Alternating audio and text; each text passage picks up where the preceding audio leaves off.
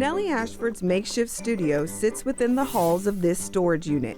I had fabrics that my mom had for quilts back in the early 30s. On any given night, you'll find her here, paintbrush in hand, burning the midnight oil, delicately gluing vintage fabrics to her canvas. This was a piece of my mother's apron.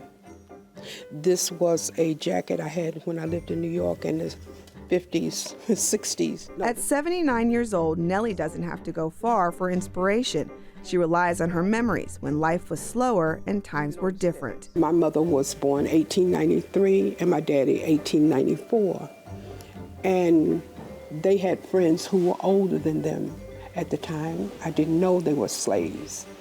And listening to their stories and just kind of hanging out with them. So I paint about those times, those people who no one would ever know. As a child growing up in Southwest Charlotte, Nellie remembers sitting in her 4-room school, using her imagination to draw. I had a friend who said, I remember when we used to draw bunnies and bees, and you would share it with us.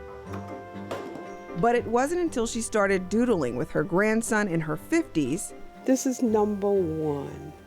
that she realized she might actually have a gift. This piece she calls The Flower Lady became her first.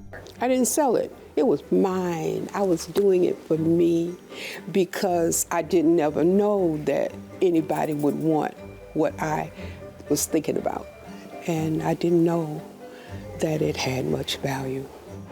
So that's how I began.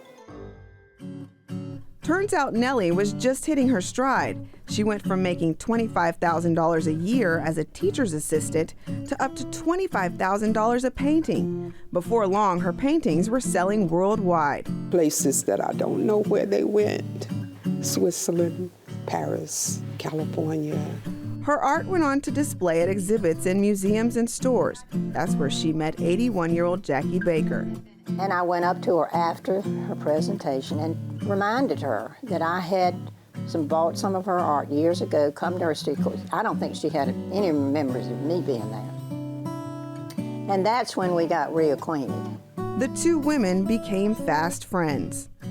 And she being a tiny person in stature is like a huge person in her aura. I think she has a zest for life. I think we have a lot of that in common. Both born in the same era during segregated times with different lived experiences. Complete opposites. Opposites bonded by a shared love of art and culture. Oh, I've got this little one over here. Over time, Jackie filled her kitchen wall with Nellie's paintings. This is called Just Friends, and one is white and one is black. So I think of us. Their lives intertwined by memories of simpler times. It reminds me of what I grew up seeing. I can relate to almost everything she does because I saw it and lived it as I grew up. Each piece comes alive with signs marking the past. I love music. I love piano music. So you'll see pianos in lots of my work if it's inside.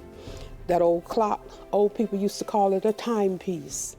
Even though Jackie and Nellie met up on occasion, Jackie's never seen her friend in action until today. My little old person. Hey, sweetie, how are you? Surprise! A surprise visit from a dear friend. This is wonderful.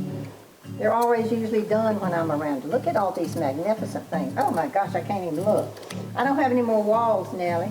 You done? No, I was telling them I run out of house. The old materials, photos, and paintings tucked in this storage unit tell the stories of a generation long gone but not forgotten. These are the foundations like a building. And whether they be black folk or white folk or Native American people, we stand on their backs.